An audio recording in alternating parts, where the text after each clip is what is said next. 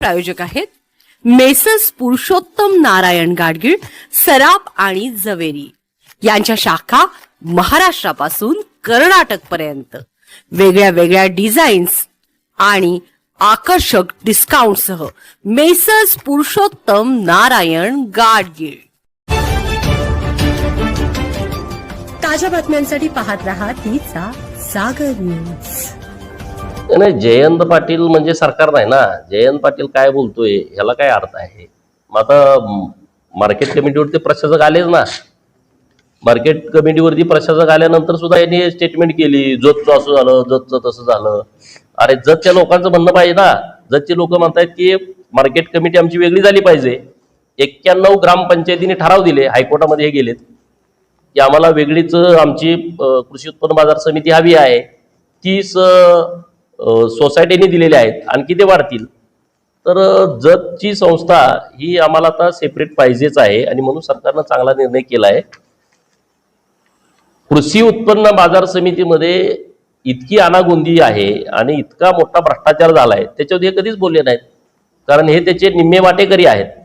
कारण टोळीचे प्रमुख असल्यामुळं खालच्या चोरांनी जर चोऱ्या केल्या तर त्याचा हिस्सा वरच्या मुख्य सूत्रधाराला येतो, तसा तो हिस्सा त्यांना जात असेल म्हणून ते ह्याच्या अगोदर कधीच बोलले नाहीत।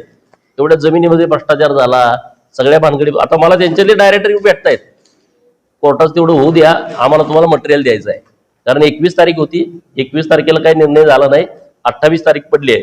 मला वाटतं 28 तारखेनंतर ते मटेरियल अधिकृतपणे माझ्याकडे येईल, त्या विषयावरती मी बोलेल। त्यामुळे जिल्हा बँकेचा विषय हा काय आम्ही करतोय अशातला भाग नाही।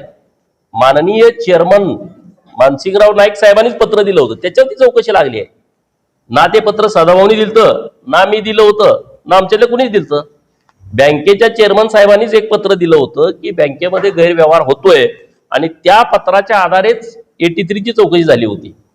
83 च्या चौकशीमध्ये ज्या बाबी माननीय अध्यक्ष साहेबांनी दिल्या होत्या त्या निष्पन्न झाल्यात। आता फक्त 88 ची चौकशी करायची आहे, नव्यानं काहीच नाही। आणि त्यामुळे चौकशी आणि निर्णय होईल। जिल्ह्यामध्ये बँकेला पहिल्यांदा इतिहासात 10,000 कोटींचा नफा झालेला आहे, त्यांनी सांगितलं। 10,000 कोटीचा नव्हे, 10,000 कोटीच्या ठेवी आहेत आणि 200 कोटीचा नफा झालाय। अरे 200 कोटीचा काय 500 कोटीचा व्हायला पाहिजे ना।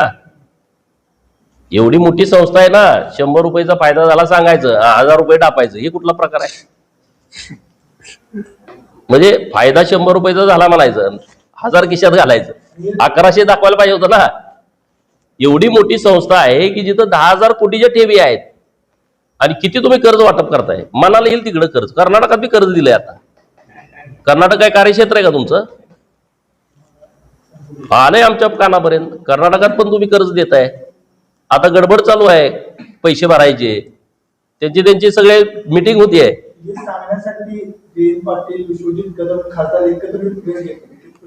किती मजा यायला लागल्या जिल्ह्यातल्या लोकांना, हे कसे एकत्र झालेले आहेत। म्हणजे अत्यंत नाईलाज असतो ते एकत्र आलेत। म्हणजे आता पर्याय नाही, आता आपण संपतोय की काय, भीतीपोटी एकत्र आलेले आहेत। ते काही कुठल्या विचारानं चांगल्या मनाने एकत्रित आले नाहीत। खासगीत ते काय बोलतात तुम्हाला माहित आहे एकमेकाविषयी। खासगीत ते एकमेकाविषयी, खरं तर विश्वजित आणि विशालला राजकारणामधली म्हणजे त्यांची, म्हणजे आता मी बोलणार नाही पण त्यांना एवढं काय नॉलेज असं वाटत नाही। जयंतरावच्या सोबत जाऊन तुम्ही काय मिळवलं? जयंतरावची बहीण आदेश केली, विश्वजितनं बाचा आदेश केला, कुठं आहे? काय पॉलिसी आहे तुमची सांगा ना। मराठा नव्हते का तुम्हाला ओपन करायचं होतं तर झेडपी सदस्य मराठा निवडून आले नाहीत का?